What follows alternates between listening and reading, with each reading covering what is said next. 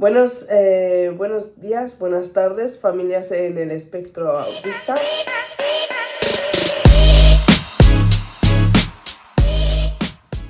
Hoy tengo compañía. Hoy os he traído a una maestra que, con todo este revuelo que se ha montado con las últimas noticias de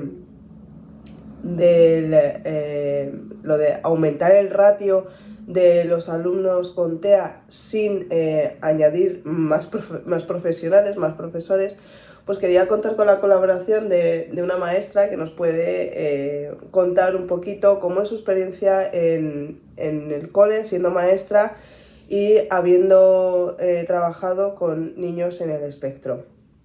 ¿Qué tal? ¿Cómo estás, Maite? Cuéntanos un poquito sobre ti. Pues nada, trabajo en un cole muy pequeñito, llevo unos 5 o 6 años dedicándome a lo que es la docencia, aunque llevo toda mi vida en ello. Y nada, siempre he sido, soy especialista de inglés, hasta el curso pasado he sido tutora y este curso pues he empezado como equipo directivo en el centro donde estoy. Muy bien. Me gustaría preguntarte si en el colegio donde estás tenéis aula TEA. Aula TEA no tenemos, sí tenemos niños autistas en el cole, tenemos poquitos, pero aula TEA como tal no disponemos. ¿Tenéis otros trastornos aparte de autismo? Sí, tenemos TDAH, tenemos síndromes de Tourette, luego aparte, aunque ya no son considerados, no son todavía, que deberían de estarlo, considerados acné, pues tenemos dislexias, tenemos dislalias, tenemos dificultades a la hora del aprendizaje, con la lectura, luego dificultades a la hora de la evolución del niño, pues también tenemos. Eso es básica, pero sobre todo lo que más tenemos son sobre todo TDAHs y dislexias, es lo que más. Me gustaría preguntarte también porque, y creo que está relacionado, aunque parece que no, pero me gustaría saber si vuestro colegio cuenta con enfermería. Pues hemos empezado ahora con la enfermera, porque mi centro es un CEIPSO. Entonces eso significa que tenemos desde los 3 añitos hasta cuarto de la ESO. Entonces, ha venido este curso un niño al cole y entonces gracias a eso pues hemos podido acceder a la enfermería. Hasta ahora no hemos tenido y la verdad es que cambia mucho la situación de tener enfermera a no tener enfermera en el centro. Es que los profesores tenéis que saber de primeros auxilios. Si ocurre cualquier cosa, sois los responsables. Y esto pasa mucho, que los centros educativos no tienen enfermería y me parece un verdadero atraso. Creo que todos deberían de tener enfermería y deberíamos de empezar por esos pequeños detalles antes de aumentar ratios de nada. Es mi punto de vista, mi opinión. Sí, totalmente. Que bueno, en fin. Otra de las preguntas que te quería hacer es, supongo que disponéis de apoyo de logopedia y terapéutico, pedagógico terapéutico, o sea, AL y PT. Sí, lo único es que tenemos la AL, la tenemos a 3/4 y la PT tenemos PT y media. Una PT que la tenemos como te he dicho, somos CEIPS, entonces una la tenemos para secundaria, porque ahora mismo la mayoría de niños con necesidades los encontramos en secundaria. En primaria este curso, conforme estamos ahora, tenemos menos. Entonces el medio PT que nos han dado de más con respecto a otros cursos, porque hasta ahora solamente tenemos uno para todo el centro, este curso nos han dado ese medio más, que es la persona que se está dedicando a lo que es la zona de primaria, pero están muy en consenso las dos y en cualquier momento una puede pasarse a lo que es la parte de primaria infantil o la otra pues puede pasarse a la parte de secundaria.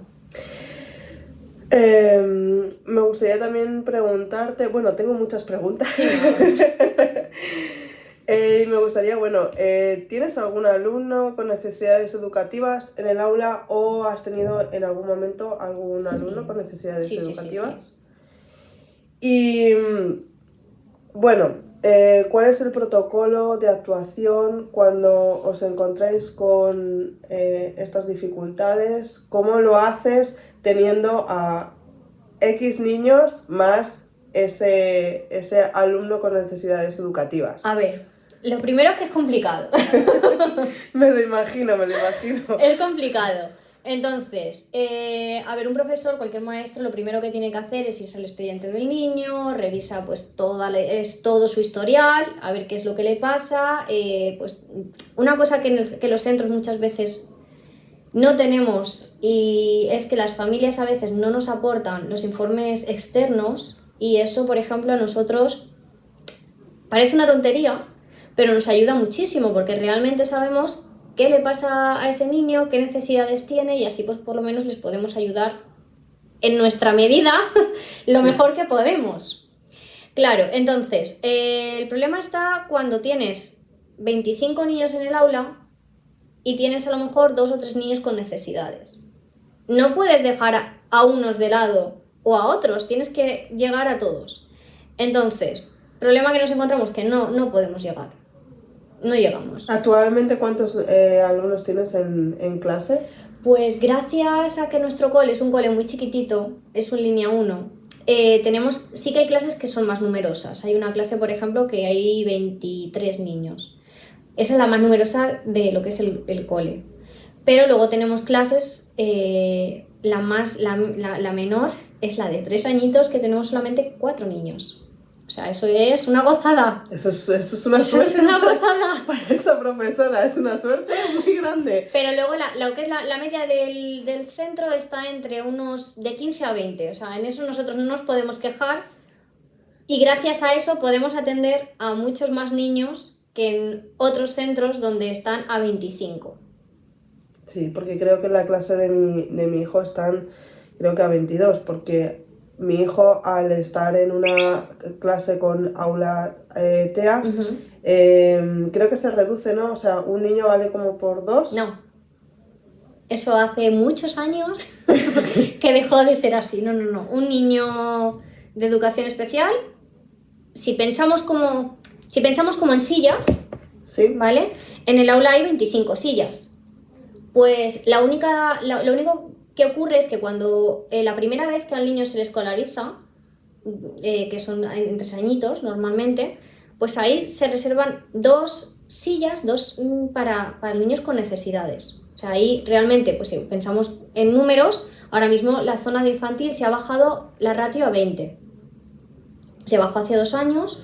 O sea, ¿me quieres decir con esto que si, por ejemplo, un niño en tercero os enteráis que tiene autismo o cualquier otro problema, no podéis bajar el ratio? No. O sea, el ratio empieza, o sea, se les reserva 2 sillas en 3 añitos. En 3 añitos y ya para adelante y lo que sea. Exacto. Tal cual. A ver, es cierto que no se pueden, o sea, si están reservadas, y si no se llenan, no se llenan. Vale, pero tú imagínate, porque claro... Eso es lo que suele pasar. El problema, que lo estábamos comentando antes en el coche, el problema es que normalmente con 3 añitos tú no sabes o sea, que tiene pues una discapacidad, un trastorno o problemas a la hora de problemas educativos, ¿no? Que va a tener más dificultades. Eso se va viendo con el tiempo, o sea que es que a lo mejor hasta 5 añitos, primaria, primero, segundo, no se ven esas carencias. Efectivamente. Entonces te pueden salir 4 o 5 alumnos. Tal cual. Uno con autismo, otro con síndrome de Tourette, otro con TDAH. Te puedes encontrar perfectamente en un aula con 5 o 6 niños de necesidades. ¿Y qué hacéis? ¿Qué hacéis? ¿Voláis?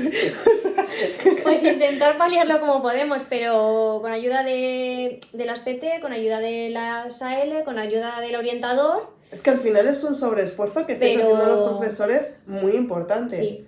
Y lo que me estabas comentando antes, es muy cierto que a veces las familias como que no cooperamos con lo, no sé, como que hay una barrera, hay veces con las familias entre profesores y No padres. no sé por qué ocurre eso, pero sí, efectivamente es así. Es curioso, porque realmente nosotros estamos ahí por sus hijos. Y para ayudarnos, o sea, sois Totalmente. una extensión de nosotros. Exacto. Yo por lo menos pienso así. De hecho, hay veces que estás en el aula y los niños te llaman mamá. Entonces, claro, la situación está en que cuando tú a lo mejor a un padre le dices que su niño tiene cualquier dificultad, puede pasar que no lo acepte. Entonces, ya ahí se está poniendo una barrera, porque realmente si un maestro le está diciendo algo de eso a la familia, es porque busca ayuda, y necesita que realmente ellos intentan ayudar a su hijo. Nosotros desde el centro obviamente siempre se va a intentar hacer, pero luego necesitamos ese apoyo también de la familia, de que lo lleve pues a lo mejor a diferentes especialistas, porque claro, nosotros siempre tenemos un protocolo.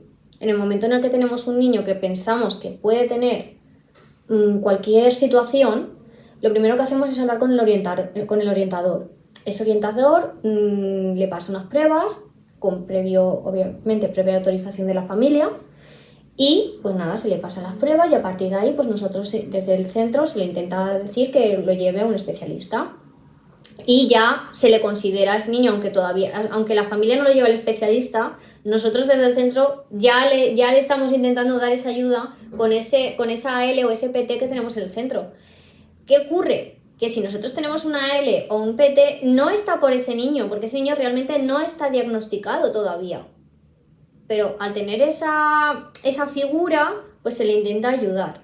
Problemas que nos encontramos en los centros muchas veces, pues que hay padres que como a mi hijo ya le están dando esa ayuda, sí, Ya. pero no se la están dando legalmente. Y entonces no se dan cuenta de que en vez de tener a lo mejor medio PT, si estuviesen diagnosticados todos los niños que deberían de estarlo, tendríamos a uno completo. Es que hay mucho miedo, hay muchas familias que tienen miedo a reconocer, bueno, pues que tu Es hijo normal. tiene un problema, o sea, lo sé de primera mano, lo he sufrido en mis carnes. Y bueno, en nuestro caso es muy cierto que estábamos más a que nos dieran un diagnóstico y poder respirar y decir, bueno, ahora podemos empezar a ayudar a nuestro hijo, pero conozco muchas familias que hoy por hoy llevan ya 4 o 5 años que los profesores están insistiendo y aún así no ven que su hijo tiene problemas, tiene carencias y que todo sería muchísimo más fácil si hubiera cooperación entre colegio, entre profesores y familias. Sí, porque además esa figura del orientador en los centros es maravillosa porque es que intenta ayudar lo máximo posible. El único problema que hay, pues que el orientador igual viene, en nuestro caso, viene una vez a la semana, la figura del orientador. Hay centros donde igual aparece una vez cada 2 semanas. Sí, en el caso de nuestro, 2 semanas o 20 días. Entonces ahí se nota. Porque tiene que hacer varios centros. Nosotros tenemos mucha suerte porque tenemos un orientador que es específico para secundaria y ese lo tenemos fijo en el cole, más luego el de infantil primaria, que es el que viene una vez a la semana. Y quiero añadir una pregunta que te lo he estado comentando antes, que también está en el caso contrario. Uh-huh. Que hay padres que se dan cuenta, y esto lo he vivido no una vez, muchas veces con muchas familias, que los padres se dan cuenta de que algo pasa. Sobre todo, yo te hablo del espectro autista, que es mi campo, ¿no? Sí, totalmente. Pero supongo que pasará con otro tipo de trastornos.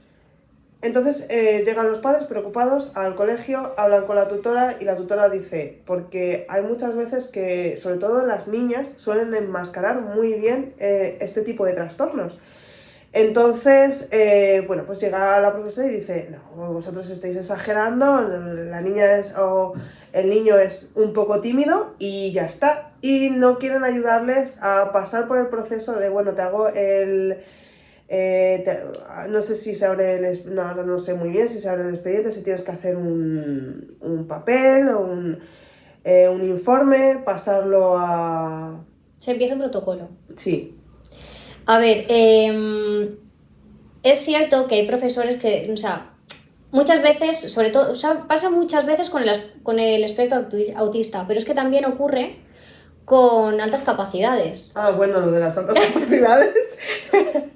Entonces ocurre, esas dos ramas yo creo que son las que más ocurre. Que los Porque papis... las altas capacidades es que parece como que da terror que Sí. o sea, dar el diagnóstico a un Sí. niño de altas capacidades y decir este niño es más inteligente que la media. Sí. No lo entiendo, no sé por qué ocurre eso, pero sí, ocurre muchísimo, ¿no? Creo que son las dos situaciones en las que el profesor más reaciente está a decir sí, puede ser que este niño tenga X. Pues que muchas veces yo me he puesto a pensar, pero ¿os quitan dinero si hacéis este tipo de informes o algo así? No. Porque es que... No, pero es más trabajo. Entonces... No sé. no nos pagan más por hacer informes. Coger un folio y escribir lo que ves en ese alumno, creo que tampoco... No, además, a ver, lo primero, cuando un padre o una madre te viene y te dice, oye, mira, que yo pienso que mi hijo puede tener esto, lo primero que normalmente se debe hacer es, obviamente, se lo dices al tutor. El tutor debe hablar con el orientador y decirle, oye, mira, que esta familia tiene esta preocupación. Entonces, el orientador pues, pasa unos cuestionarios al tutor, pasa unos cuestionarios a las familias y él mismo le pasa unos cuestionarios al niño. Y luego aparte hace él su propio cuestionario. O sea, estamos hablando de 4 cuestionarios. Un trabajo enorme. Pero que son, vamos, sí, pero vamos, que son cuestionarios, escúchame, son cuestionarios de X, que tampoco es... Es que parece que hay profesores... No, pues no. Yo te no digo... debería ser así. Porque Sí. esto ocurre y tengo experiencias de primera mano de Sí. familias que el año pasado se las vieron...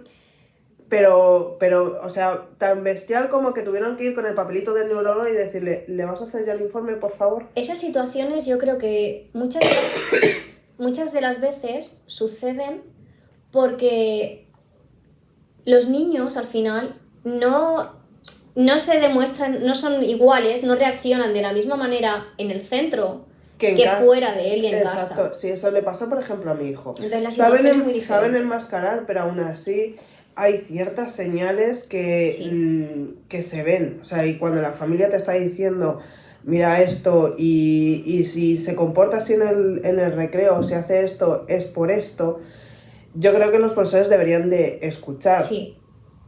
Hay profesores que parece que les cuesta escuchar. Sí, entonces... Sí.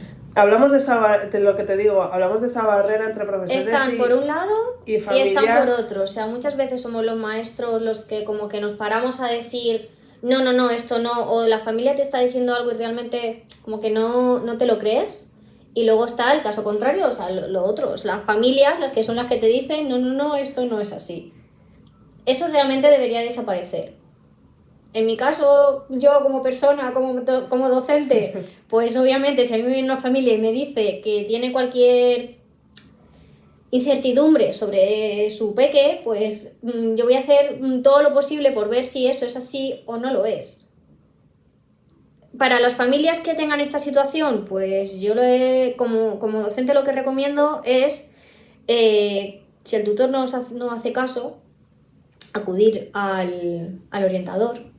Ir al centro, también escribir al equipo directivo, decirle, oye, mira, que yo quiero que a mi niño le hagan esto, y al final, si es que las familias tenéis todo el poder. Ya. Pues esas es las que tenéis todo el poder. Tenemos el poder, pero hay veces que nos ponen muchas piedras en el camino. Sí, es cierto, es así. Hay muchas veces que nos ponen piedras en el camino. Bueno, voy a continuar. Bueno, aquí tengo puesto que aparte del protocolo, ¿tú qué medidas adoptas cuando tienes un alumno autista en tu aula? Pues, a ver, lo primero obviamente lo que le ponemos son lo que es en su mesa, tiene diferentes pictogramas para saber dónde. Normalmente eso lo podemos hacer lo podemos poner el horario, sobre todo para que sepa. Estamos en esta asignatura, la siguiente va a ser esta, la siguiente va a ser la siguiente, y así por lo menos sabe situarse y sabe dónde está. Con respecto a lo que es el orden, pues solemos ser como muy rigurosos en ese sentido. Por ejemplo, una de las situaciones que me ha pasado en el centro es que el PT lo que hizo fue hacerle...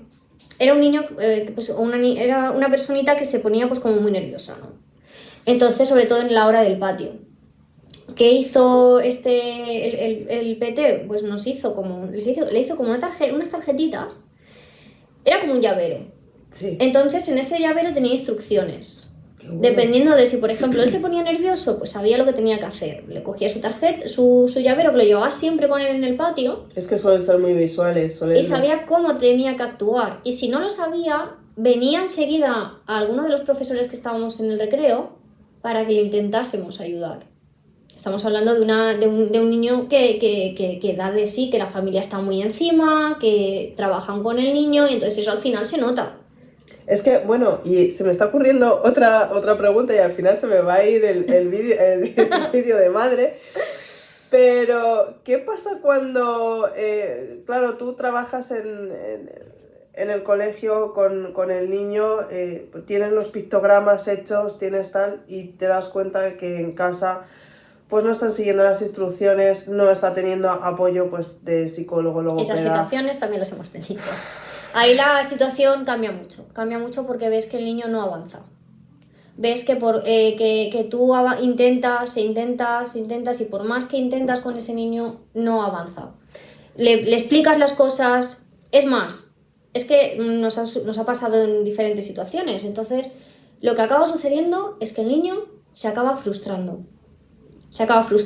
Acaban pensando que es tonto, que no vale para estudiar, que es malo, cuando no es la realidad. La realidad es que en el centro le estamos intentando ayudar, pero como en casa esa continuación que debe de haber no está, ahí es cuando vienen los problemas. Sin embargo, si en casa sí que está ese apoyo, que esos casos pues también los tenemos, ahí ves como el niño coge y te hace y se va hacia arriba. Y avanza y pide ayuda y al final es un niño más. Así realmente hay esa extensión, pues el niño se va a notar.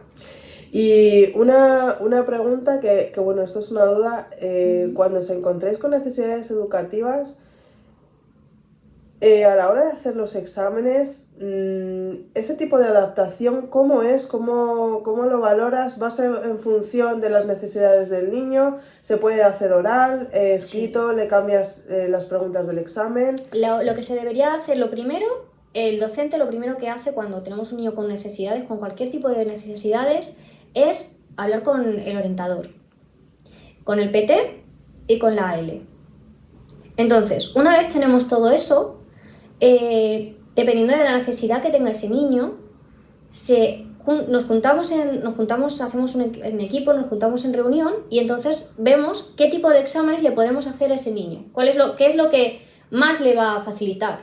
Pues si ese niño, por lo que sea, pues le va mejor hacerle un examen oral, se le hace oral. Yo he llegado a hacer exámenes con tablets. Tenemos tablets, tenemos ordenadores en el centro. ¿Y son igual de válidos a la hora de evaluar sus conocimientos? Por supuesto. Realmente nosotros lo que tenemos que saber es que el niño, esos contenidos mínimos que nos marca el decreto de la comunidad, pues que esos mínimos contenidos los sabe. No hace falta, o sea, un examen al final no es una situación en la que puede, pero no solamente con niños con necesidades. Cualquier tipo de alumnado. O sea, tú tienes un día que por lo que sea no se encuentra bien, tiene dolor de cabeza, tiene dolor de tripa o ha tenido un mal día. Pero eso es muy complicado de que los profesores lo hagan, ¿eh? Pues hay docentes que lo hacemos. Se puede hacer, o sea, sí. Hacérselo oral o... Sí. Y sobre todo, o sea, obviamente eso sí que está estipulado. Además, se le debe de decir a la familia, oye, mira, a tu niño se le va a hacer estas adaptaciones en los exámenes y se tienen que hacer.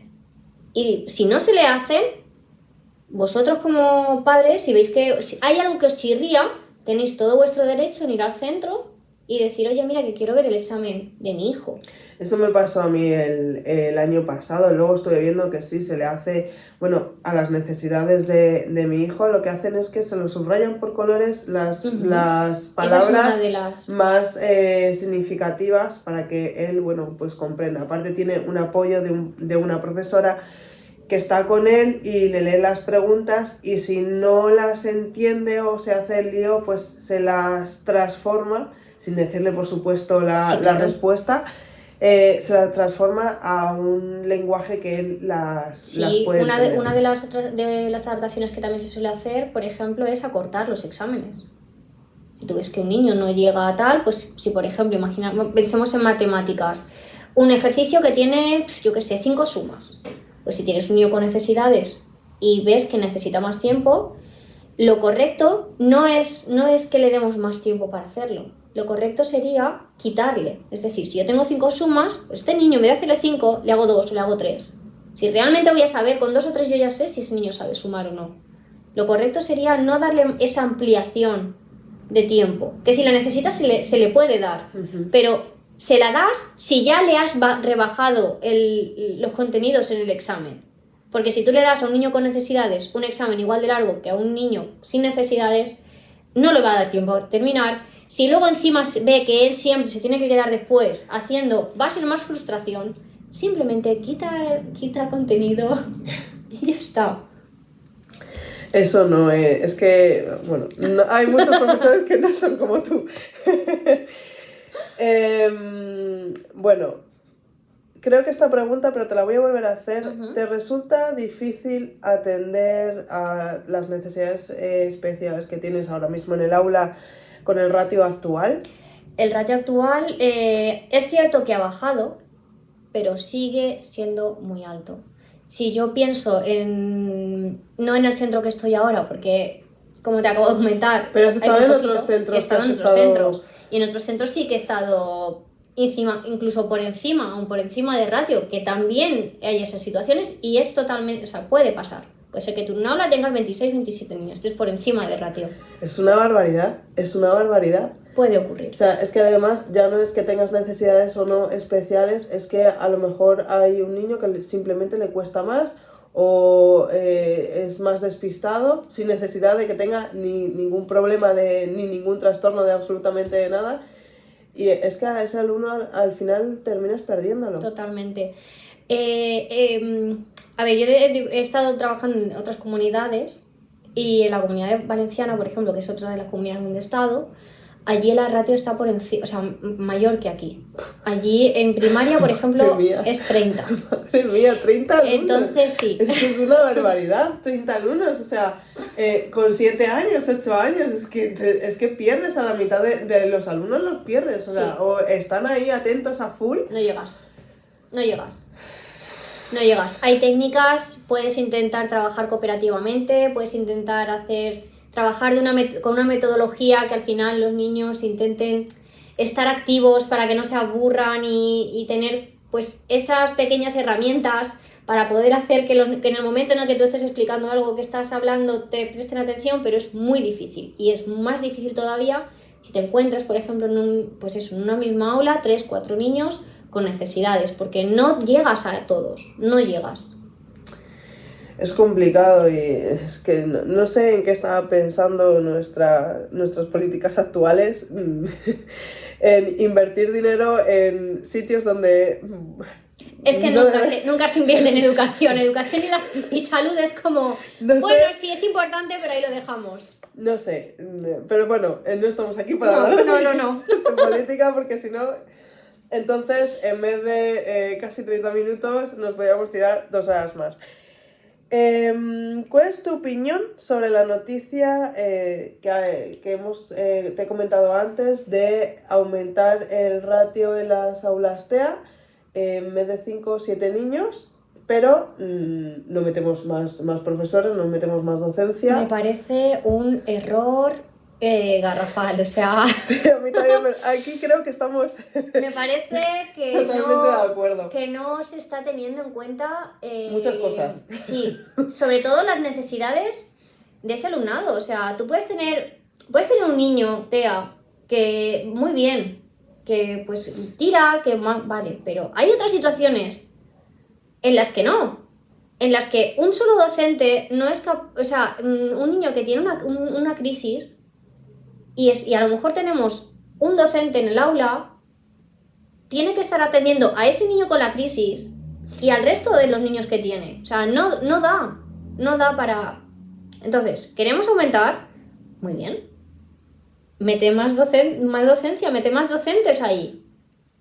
Es que primero creo que se debería de aumentar la docencia, o sea, creo que básicamente, y por eso te lo preguntaba, primero deberíamos de meter enfermería en todos los colegios que no lo tienen, invertir en cosas básicas y esenciales, y luego ya vemos si aumentamos el ratio del alumnado. Simplemente se debería de tener, como mínimo, desde mi punto de vista y desde lo que llevo de carrera, yo tendría 2 PTs y 2 ALs por centro.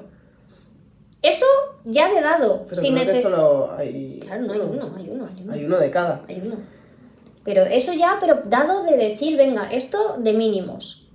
¿Por qué? Porque hay niños que igual no tienen ningún tipo de necesidad educativa especial, pero hay niños que les cuesta más. Que tardan más en hablar. Claro, entonces si yo les cuesta la pronunciación. Si yo tengo un docente ahí apoyándome, pues a lo mejor esa persona puede estar, o incluso yo a lo mejor puedo estar con ese niño que tiene más necesidades. O si tenemos una persona que pues es un PT que a lo mejor puede estar más horas con ese niño, pues a lo mejor podemos hacer un pequeño grupo donde están dedicándose a esas cosas que no entienden, sin necesidad incluso de sacarlos del aula. Pero conforme está la situación... Es inviable. No da. ¿Crees que la integración para estos niños con necesidades en los centros públicos es difícil? ¿A qué te refieres con...? Pues la integración, pues con los alumnos en general, o sea, que ellos sean aceptados, que el profesor pueda estar pendiente de que la inclusión sea real, que acepten al alumno con necesidades. Ahí va a depender mucho de qué necesidad tiene y qué grado de esa necesidad hay. En mi cole hay niños potentes, como digo yo. Y al final lo que acaba sucediendo es que los niños acaban aceptando a esos niños, los acaban aceptando. Es cierto que estamos hablando de un sitio donde es un centro pequeño, entonces claro, eso influye. He estado en otros sitios donde eran centros grandes. En los centros grandes la cosa cambia. Ese acogimiento que suelen tener estos niños con necesidades, ese cariño, bueno, ya sabemos lo que hay, no pasa nada, incluso ayudarle, hay veces que en los centros grandes eso no ocurre. ¿Por qué? No lo sé, porque al final niños son. Lo mismo da que sean de un lugar que de otro. Pero a lo mejor incluso porque son más cantidad de niños en el aula, siempre ha pasado, o sea, incluso con nosotras cuando éramos pequeñas nos hacíamos como nuestros grupitos, ¿no? Sí. Entonces yo creo que al final a estos niños lo que les pasa es eso, que en una clase donde tú tienes muchos alumnos, tienes esos pequeños grupitos y ¿quién se queda solo? El niño diferente. ¿Y crees que la figura del maestro aquí es importante? Es esencial, no es que sea importante, es que es esencial. O sea, o a ese niño se le trata como a uno más, se le hace ver al resto de sus compañeros que el niño va a tener sus diferencias, que va a haber cosas que va a tener diferente, pero no pasa nada, porque ese niño tiene esas necesidades y el resto no las tiene. Entonces, si a otra persona un día tiene que vivir con muletas y se le tiene que ayudar, pues se le ayuda y hay que intentar explicarlo de esa manera, que cada persona somos diferentes, cada niño es diferente. Y hay niños que tienen unas necesidades y otros que tienen otro. Y hay que, sobre todo, enseñar a los niños no, es que, jolín, qué morro, porque él sí puede hacer esto y yo no puedo.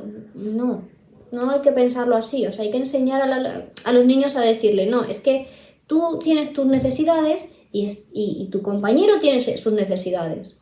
Y estas son las necesidades que tiene tu compañero y hacérselo entender. En vez de muchas veces camuflar, que es lo que se suele hacer. ¿Y qué le dirías a tus compañeros de la docencia a los que les da pereza integrar a estas personitas pequeñas con el resto de sus compañeros? Porque esto también pasa, por desgracia Pues pasa. que igual se deberían de haber dedicarse a otra cosa, porque para dedicarse a los niños que realmente son el futuro, es que son el próximo presidente, el próximo premio Nobel de la Paz, el futuro está ahí, Y que lo puedes tener en tu clase. tal O sea, cual. es una responsabilidad, Sí, ¿eh? es así. Pensándolo así, dándole esa vuelta, es una Es responsabilidad. así, es que es así. Entonces, hay personas que si no valen para estar con niños, pues igual tienen que pensarse en pedirse una excedencia y dedicarse a otras situaciones. Es que, a ver, por todo lo que hemos estado hablando, también puedo entender que haya profesores que estén un poco hasta aquí, Sí, sobrepasados de todo esto, ¿no? Porque si al final, pues en Valencia no me quiero ni imaginar cómo debe de estar un profesor que lleva ya 25 o 30 años dedicado a la docencia con 30 alumnos en la clase. O sea, es que es... mira, justamente hoy es Halloween. Sí. Bueno, pues hoy hemos en el centro pues hemos hecho una actividad donde han colaborado unas familias. Pues ahora, diciendo esto me ha recordado porque una de las madres me ha venido y cuando, claro, han estado ahí porque han hecho como un pasaje del terror. Entonces me viene y me dice, Maite, creo que no sé cómo aguantáis. Y digo, pues esto es lo que tenemos todos los días en clase. Ya no solamente eso, es que aquí ahora mismo están en una situación de diversión, de pasárselo bien. Y los niños están felices cuando tienes un niño que tiene un momento de crisis, ya no con necesidades, estamos hablando de cualquier niño que tiene una crisis, que tiene un momento de disrupción, que tiene un momento de esto no lo quiero hacer y es que no lo quiero hacer y es que no lo quiero hacer. Sí. Pero es que ahí está la vocación, ahí está. Y creo que con esto voy a concluir el vídeo, que son 36 minutos, te había dicho que no quería pasarme de 20. Muchas gracias, espero que en algún otro momento podamos tener otra colaboración. Ha sido un placer. Es una vergüenza esto de los ratios, o sea, eso me queda totalmente claro. Sí. Y nada más, familia, si queréis hacerle alguna pregunta, que queráis que hablemos de otro tema con esta maestra, creo que estará encantada de Totalmente. Contestarnos. Lo podéis dejar en comentarios y bueno, os dejo aquí, nos vemos la semana que viene. Hasta pronto.